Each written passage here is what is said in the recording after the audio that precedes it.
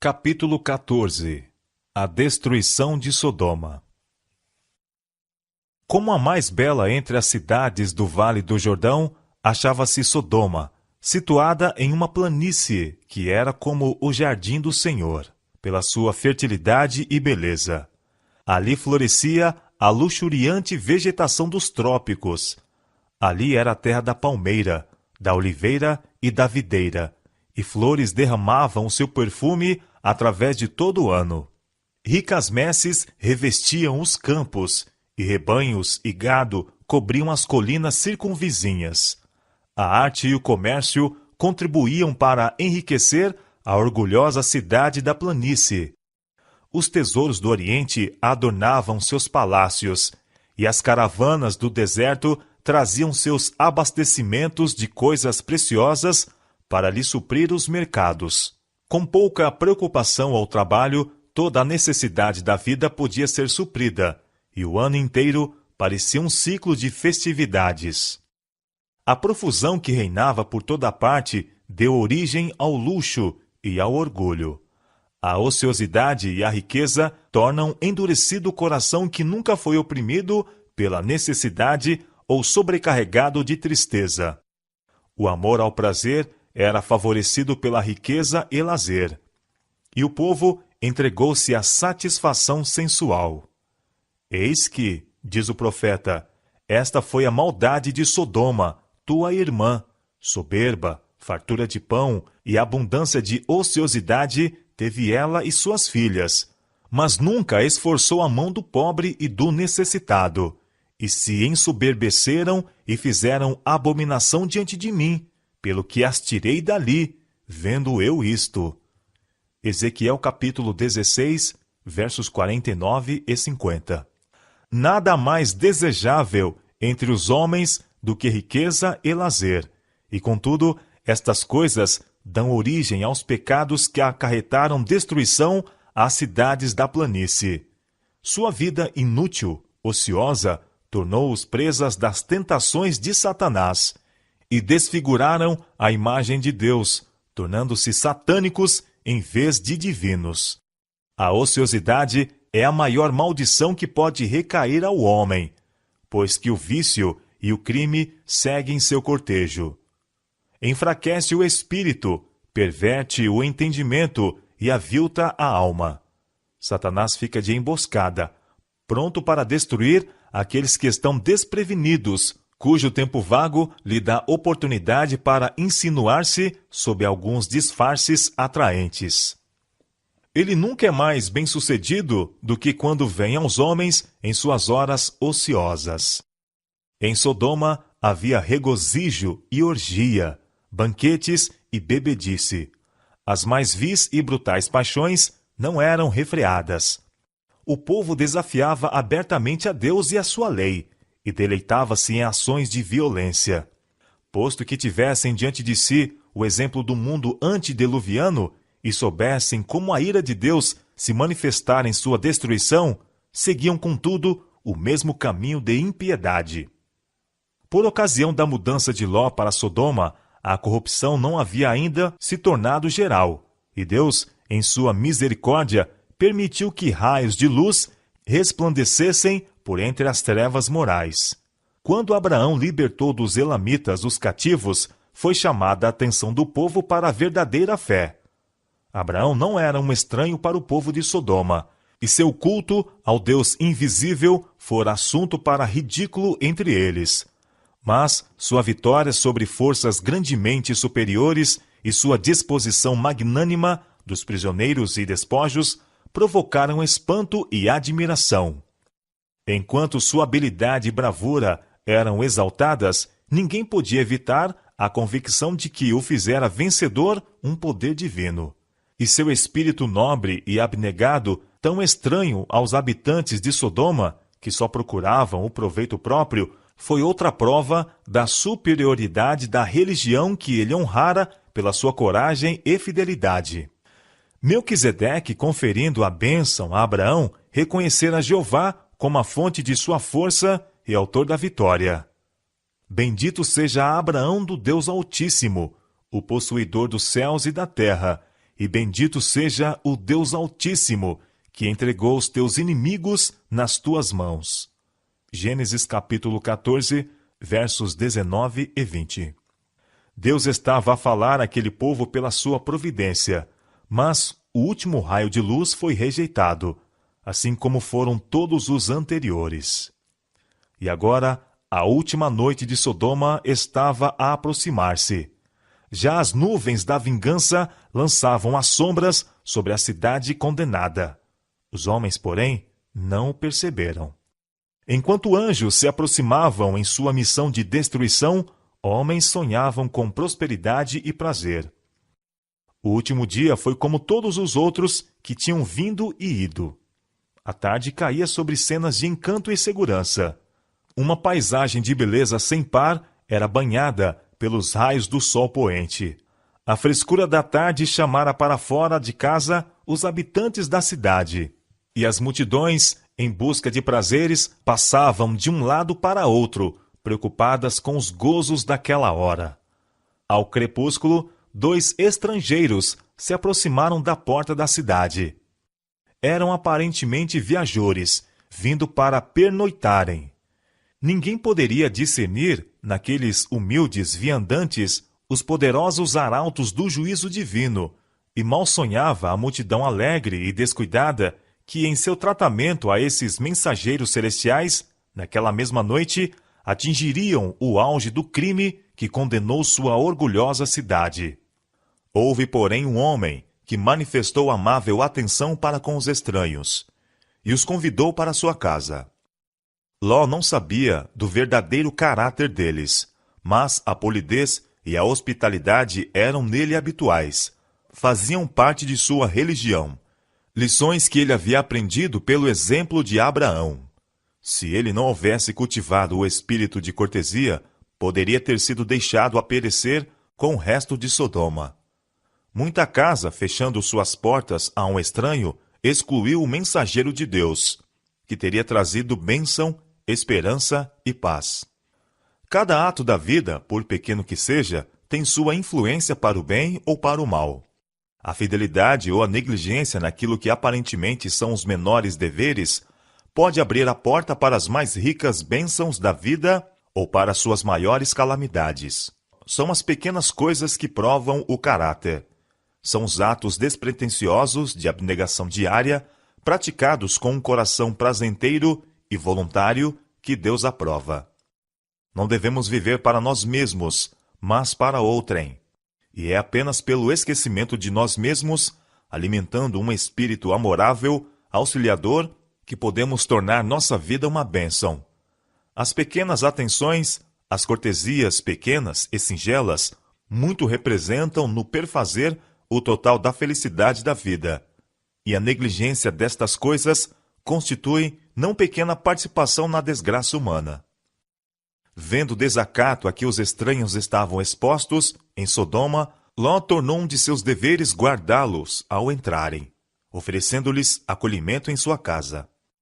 Estava assentado à porta quando os viajantes se aproximavam, e observando-os, levantou-se de seu lugar para os encontrar, e curvando-se, polidamente disse: Eis agora, meus senhores, entrai, peço-vos em casa de vosso servo, e passai nela a noite.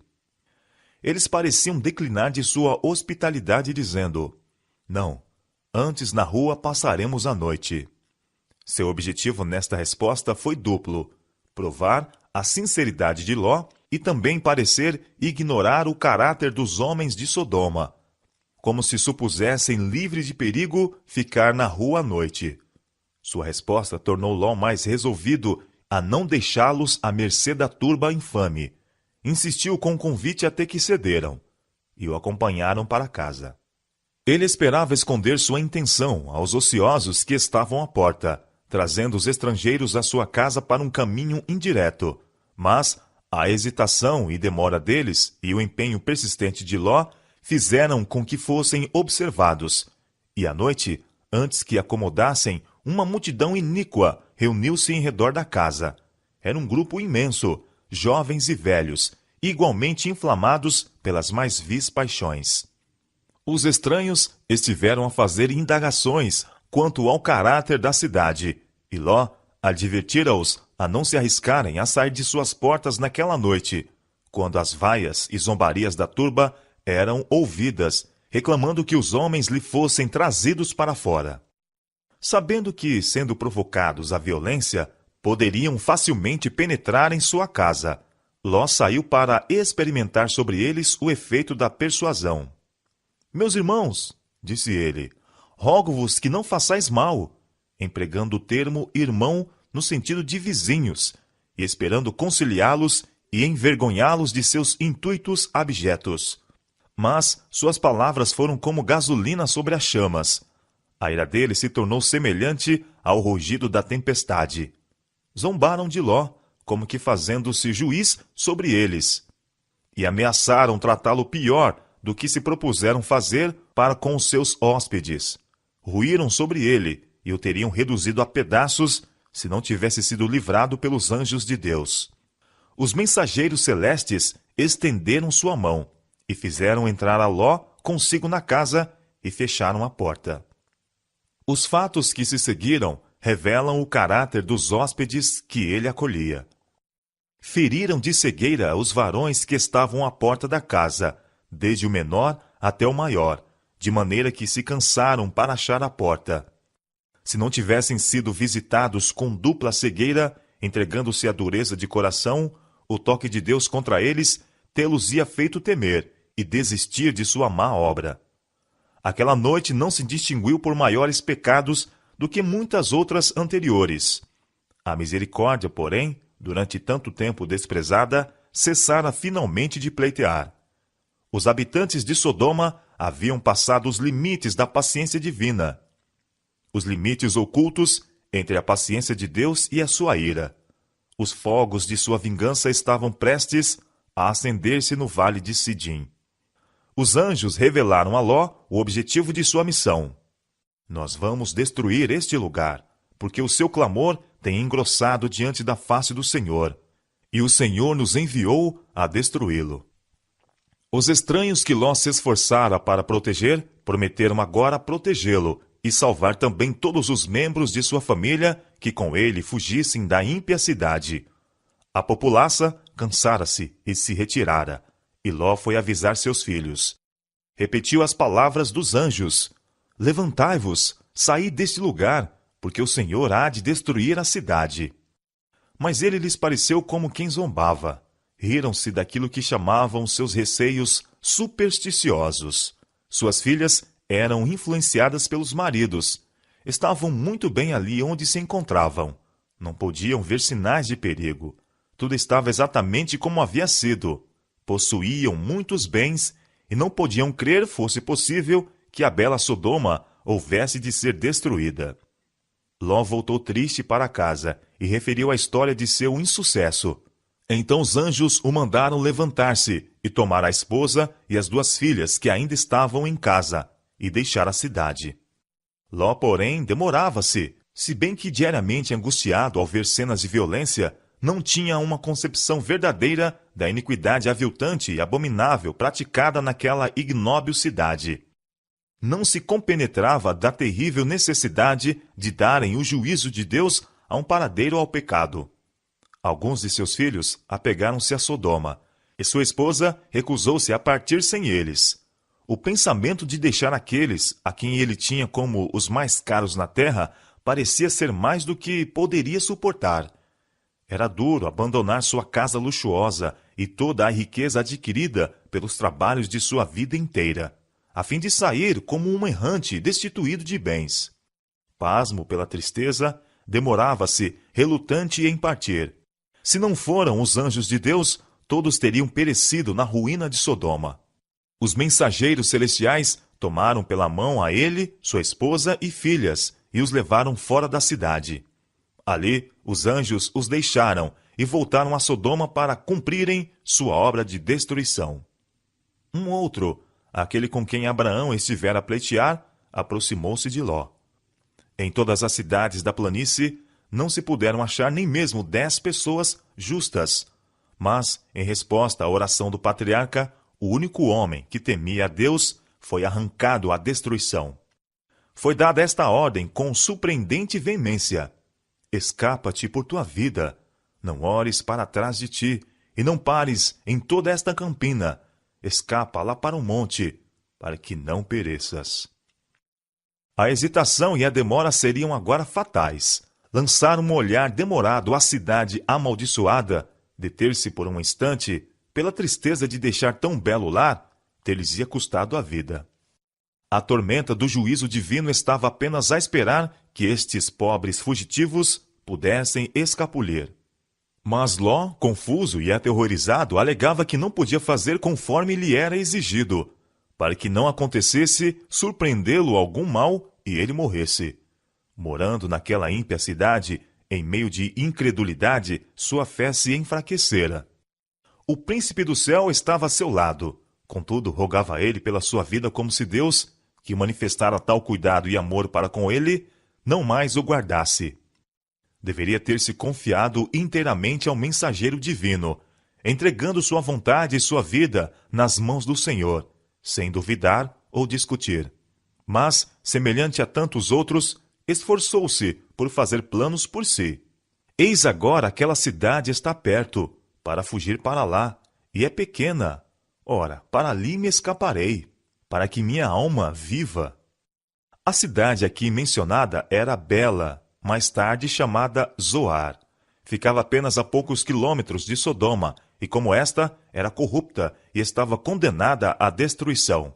Mas Ló pediu que ela fosse poupada, insistindo que isto não era senão um pequeno pedido, e seu desejo foi atendido. O Senhor assegurou-lhe: tenho-te aceitado também neste negócio, para não derribar esta cidade de que falaste. Oh, quão grande é a misericórdia de Deus para com as suas erradias criaturas! De novo foi dada a ordem solene de apressar-se, pois a terrível tormenta demorar-se-ia apenas um pouco mais. Mas um dos fugitivos aventurou-se a lançar um olhar para trás, para a cidade condenada, e se tornou um monumento do juízo de Deus. Se o próprio Ló não houvesse manifestado hesitação em obedecer à advertência do anjo, antes tivesse ansiosamente fugido para as montanhas, sem uma palavra de insistência ou súplica, sua esposa teria podido também escapar. A influência de seu exemplo tê-la-ia salvo do pecado que selou a sua sorte. Mas a hesitação e a demora dele fizeram com que ela considerasse levianamente a advertência divina. Ao mesmo tempo em que seu corpo estava sobre a planície, o coração apegava-se a Sodoma, e ela pereceu com a mesma. Rebelara-se contra Deus porque seus juízos envolviam na ruína as posses e os filhos. Posto que tão grandemente favorecida, ao ser chamada da ímpia cidade, entendeu que era tratada severamente, porque a riqueza que tinha levado anos para acumular devia ser deixada para a destruição. Em vez de aceitar com gratidão o livramento, presunçosamente olhou para trás, desejando a vida daqueles que haviam rejeitado a advertência divina. Seu pecado mostrou ser ela indigna da vida, por cuja presença tão pouca gratidão sentira. Devemos estar apercebidos contra o tratar levianamente as providências graciosas de Deus para a nossa salvação. Há cristãos que dizem: não me incomodo com salvar-me, a menos que minha esposa e filhos se salvem comigo. Acham que o céu não seria céu para eles sem a presença dos que lhes são tão caros. Mas têm os que alimentam tais sentimentos uma concepção exata de sua relação para com Deus, em vista de sua grande bondade e misericórdia para com eles? Esqueceram-se de que estão ligados pelos mais fortes laços de amor, honra e lealdade ao serviço de seu Criador e Redentor?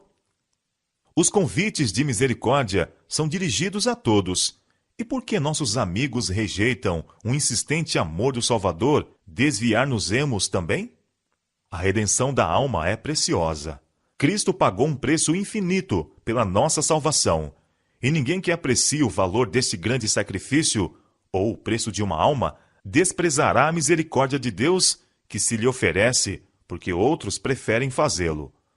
O próprio fato de que outros ignoram suas justas reivindicações deve despertar-nos a maior diligência, para que nós mesmos possamos honrar a Deus e levar a todos, a quem podemos influenciar, a aceitar o seu amor. Saía o sol sobre a terra quando Ló entrou em Zoar. Os brilhantes raios da manhã pareciam falar apenas de prosperidade e paz às cidades da planície. Começou a agitação da vida ativa nas ruas. Homens seguiam seus vários caminhos, preocupados com os negócios ou os prazeres do dia. Os genros de Ló estavam divertindo-se à custa dos temores e advertências do velho, já de espírito enfraquecido. Súbita e inesperadamente, como se fora o estrondo de um trovão provindo de um céu sem nuvens, desencadeou a tempestade. O Senhor fez chover do céu enxofre e fogo sobre as cidades e a fértil planície. Seus palácios e templos, custosas habitações, jardins e vinhedos, e as multidões divertidas, a caça de prazeres, as quais ainda na noite anterior insultaram os mensageiros do céu, tudo foi consumido. O fumo da conflagração subia como o fumo de uma grande fornalha, e o belo vale de Sidim tornou-se uma desolação, um lugar que nunca mais seria construído ou habitado. Testemunha a todas as gerações da certeza dos juízos de Deus sobre os transgressores. As chamas que consumiram as cidades da planície derramaram sua luz de advertência até mesmo aos nossos tempos. É-nos ensinada a lição terrível e solene de que, ao mesmo tempo em que a misericórdia de Deus suporta longamente o transgressor, há um limite além do qual os homens não podem ir no pecado. Quando é atingido aquele limite, os oferecimentos de misericórdia são retirados e inicia-se o ministério do juízo. O Redentor do mundo declara que há maiores pecados do que aqueles pelos quais Sodoma e Gomorra foram destruídas. Aqueles que ouvem o convite do Evangelho, chamando os pecadores ao arrependimento e não o atendem, são mais culpados perante Deus do que o foram os moradores do Vale de Sidim. E ainda maior pecado é o daqueles que professam conhecer a Deus e guardar os seus mandamentos, e contudo negam a Cristo em seu caráter e vida diária. À luz da advertência do Salvador, a sorte de Sodoma é um aviso solene, não simplesmente para os que são culpados de pecado declarado, mas a todos que têm em pouca conta a luz e privilégios enviados pelo céu. Disse a testemunha verdadeira à igreja de Éfeso: Tenho, porém, contra ti que deixaste a tua primeira caridade. Lembra-te, pois, de onde caíste, e arrepende-te, e pratica as primeiras obras. Quando não, brevemente a ti virei, e tirarei do seu lugar o teu castiçal, se não te arrependeres. Apocalipse capítulo 2, versos 4 e 5. O Salvador aguarda a resposta a seus oferecimentos de amor e perdão, com uma compaixão mais terna do que aquela que move o coração de um pai terrestre para perdoar um filho transviado e sofredor. Ele clama aos errantes: tornai-vos para mim, e eu tornarei para vós. Malaquias capítulo 3, verso 7. Mas se aquele que vagueia recusa persistentemente atender à voz que o chama com amor compassivo e terno, será finalmente deixado em trevas. O coração que durante muito tempo desdenhou a misericórdia de Deus torna-se endurecido no pecado e não mais é susceptível à influência da graça de Deus. Terrível será a sorte da alma, da qual o Salvador, pleiteando por suas defesas, declarará finalmente: está entregue aos ídolos, deixai-o. Oséias capítulo 4, verso 17. Haverá menos rigor no dia do juízo para as cidades da planície do que para aqueles que conheceram o amor de Cristo e, contudo, se desviaram à escolha dos prazeres de um mundo de pecado. Vós que estáis a desdenhar os oferecimentos da misericórdia, pensai nos inúmeros registros que contra vós se acumulam nos livros do céu. Pois há um relatório feito das impiedades das nações, das famílias, dos indivíduos. Deus pode suportar muito enquanto a conta prossegue, e convites ao arrependimento e oferecimentos de perdão podem ser feitos. Contudo, tempo virá em que a conta se completará, em que se fez a decisão da alma, em que se fixou o destino do homem pela sua própria escolha. Dar-se-á então o sinal para ser executado o juízo. Há motivos para alarmar-nos na condição do mundo religioso hoje. Tem-se tido em pouca conta a misericórdia de Deus. A multidão anula a lei de Jeová, ensinando doutrinas que são preceitos de homens. São Mateus capítulo 15, verso 9. A incredulidade prevalece em muitas das igrejas de nosso país. Não a incredulidade em um sentido mais amplo, como franca negação da Bíblia, mas uma incredulidade vestida no traje do cristianismo, ao mesmo tempo em que se acha a solapar a fé na Bíblia como revelação de Deus. A devoção fervorosa e a piedade vital deram lugar ao formalismo oco. Como consequência, prevalecem a apostasia e o sensualismo. Cristo declarou: como também da mesma maneira aconteceu nos dias de Ló, assim será no dia em que o Filho do Homem há de se manifestar. São Lucas, capítulo 17, versos 28 a 30. O registro diário dos acontecimentos que se passam testifica do cumprimento de suas palavras. O mundo está rapidamente a amadurecer para a destruição. Logo deverão derramar-se os juízos de Deus, e pecado e pecadores ser consumidos. Disse o Salvador: olhai por vós, não aconteça que os vossos corações se carreguem de glutonaria, de embriaguez e dos cuidados da vida, e venha sobre vós, de improviso, aquele dia. Porque virá como um laço sobre todos os que habitam na face de toda a terra, todos cujos interesses estão centralizados neste mundo. Vigiai, pois, em todo o tempo, orando para que sejais havidos por dignos de evitar todas estas coisas que hão de acontecer, e de estar em pé diante do Filho do Homem. São Lucas capítulo 21, versos 34 a 36. Antes da destruição de Sodoma, Deus enviou uma mensagem a Ló: escapa-te por tua vida, não olhes para trás de ti e não pares em toda esta campina. Escapa lá para o monte, para que não pereças. A mesma voz de advertência foi ouvida pelos discípulos de Cristo, antes da destruição de Jerusalém. Quando virdes Jerusalém cercada de exércitos, sabei então que é chegada a sua desolação. Então, os que estiverem na Judéia, fujam para os montes. Gênesis capítulo 19, verso 17, e São Lucas capítulo 21, versos 20 e 21. Não deviam demorar-se para conseguir coisa alguma de suas posses, antes, aproveitar-se da oportunidade para fugir. Houve uma saída, uma decidida separação dos ímpios, uma escada para salvar a vida. Assim foi nos dias de Noé, assim nos dias de Ló, assim aconteceu com os discípulos antes da destruição de Jerusalém, e assim será nos últimos dias. De novo, se ouve a voz de Deus em uma mensagem de advertência, mandando seu povo separar-se da iniquidade que prevalece. O estado de corrupção e apostasia que nos últimos dias existiria no mundo religioso foi apresentado ao profeta João na visão de Babilônia, a grande cidade que reina sobre os reis da terra. Apocalipse capítulo 17, verso 18. Antes de sua destruição será feito do céu o convite: sai dela, povo meu, para que não sejas participante dos seus pecados, e para que não incorras nas suas pragas. Apocalipse capítulo 18, verso 4. Como nos dias de Noé e Ló, tem de haver uma separação distinta do pecado e pecadores. Não pode haver transigência entre Deus e o mundo, nem um retrocesso para se conseguirem tesouros terrestres. Não podeis servir a Deus e a Mamom. São Mateus capítulo 6, verso 24. Como os habitantes do vale de Sidim, o povo estava sonhando com prosperidade e paz. Escapa-te por tua vida, é a advertência dos anjos de Deus. Mas outras vozes são ouvidas a dizer: não te deixes excitar, não há motivos para sustos.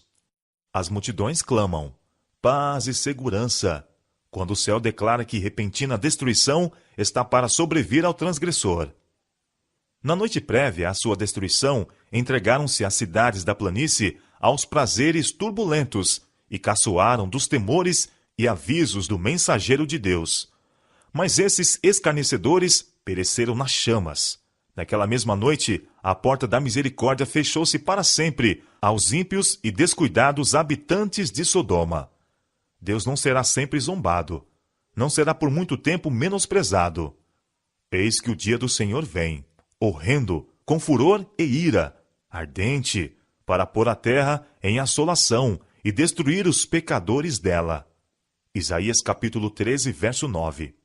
A maioria no mundo rejeitará a misericórdia de Deus e submergir-se-á na repentina e irreparável ruína.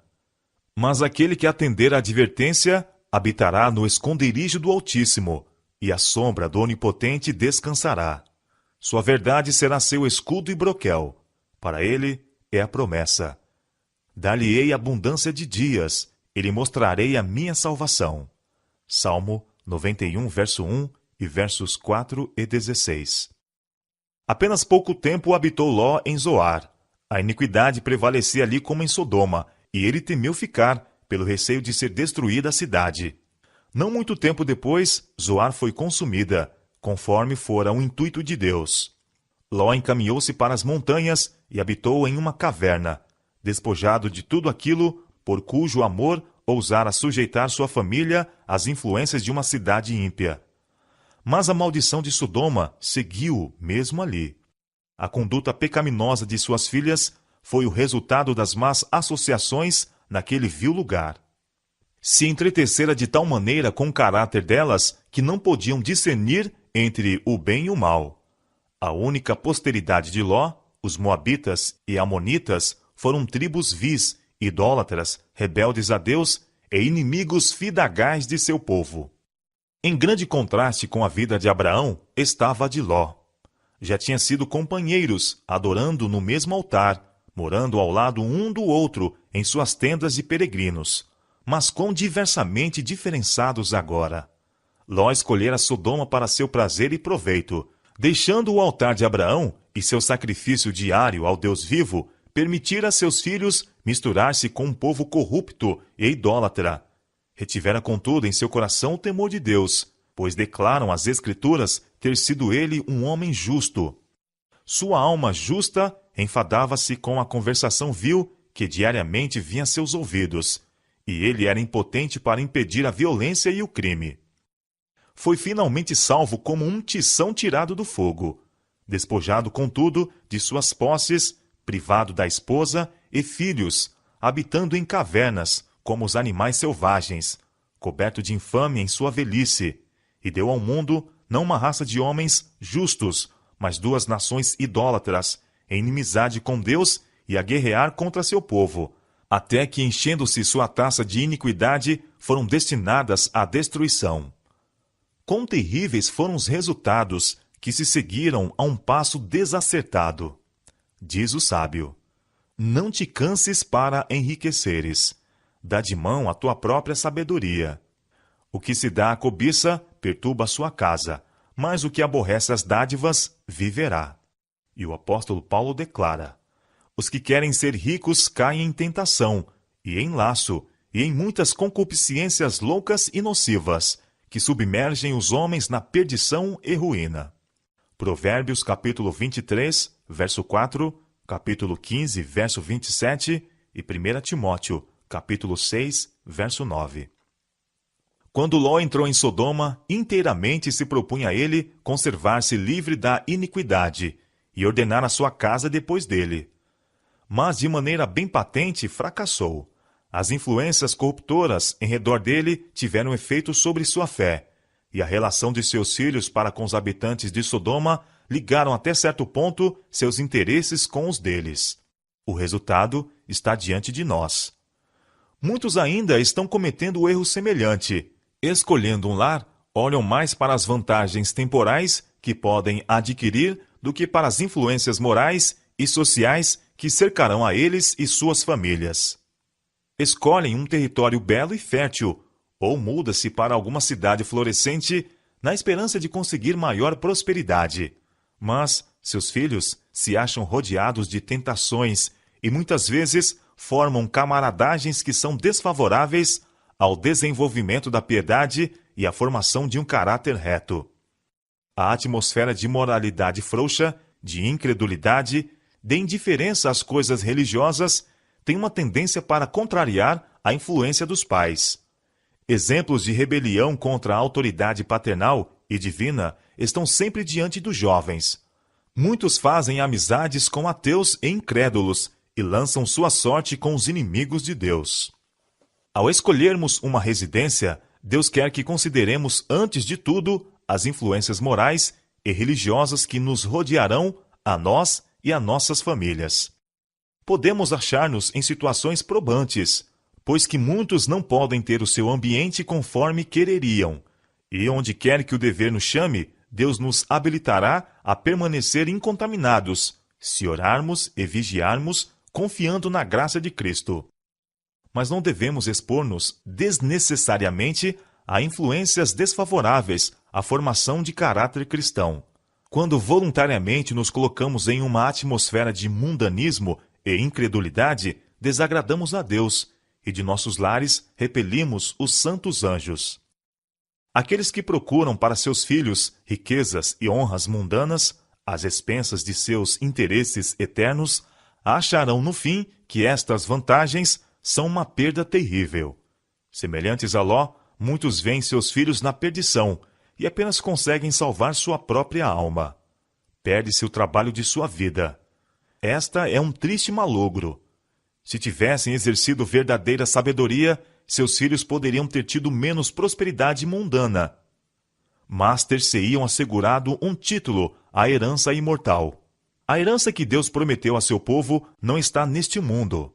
Abraão não teve possessão na terra, nem ainda o espaço de um pé. Atos, capítulo 7, verso 5.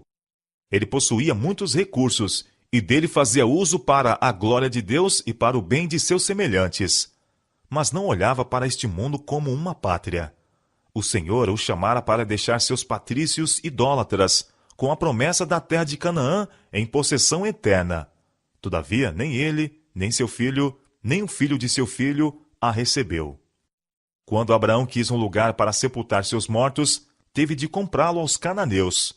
Sua única possessão na terra da promessa foi aquele túmulo cavado na pedra, na caverna de Macpela. A palavra de Deus, porém, não havia falhado. Tampouco teve ela o seu cumprimento final na ocupação de Canaã pelo povo judeu. As promessas foram feitas a Abraão e à sua posteridade. Gálatas, capítulo 3, verso 16. O próprio Abraão deveria participar da herança. O cumprimento da promessa de Deus pode parecer achar-se muito demorado, pois um dia para o Senhor é como 1000 anos, e 1000 anos como um dia. Pode parecer tardar, mas no tempo aprazado certamente virá, não tardará. A dádiva a Abraão e sua semente incluirá não simplesmente a região de Canaã, mas a terra toda. Assim diz o apóstolo. A promessa de que havia de ser herdeiro do mundo não foi feita pela lei a Abraão, ou a sua posteridade, mas pela justiça da fé. Romanos capítulo 4, verso 13. E a Bíblia claramente ensina que as promessas feitas a Abraão devem cumprir-se por meio de Cristo. Todos os que são de Cristo são descendência de Abraão e herdeiros conforme a promessa, herdeiros de uma herança incorruptível e incontaminável, e que se não pode murchar, a saber, a terra livre da maldição do pecado, pois o reino e o domínio e a majestade dos reinos debaixo de todo o céu serão dados ao povo dos santos do Altíssimo, e os mansos herdarão a terra e se deleitarão na abundância de paz. Daniel capítulo 7, verso 27 e Salmo capítulo 37, verso 11. Deus proporcionou a Abraão uma perspectiva desta herança imortal, e com esta esperança ele se contentou. Pela fé, habitou na terra da promessa, como em terra alheia, morando em cabanas com Isaque e Jacó, herdeiros com ele da mesma promessa, porque esperava a cidade que tem fundamentos, da qual o artífice e construtor é Deus.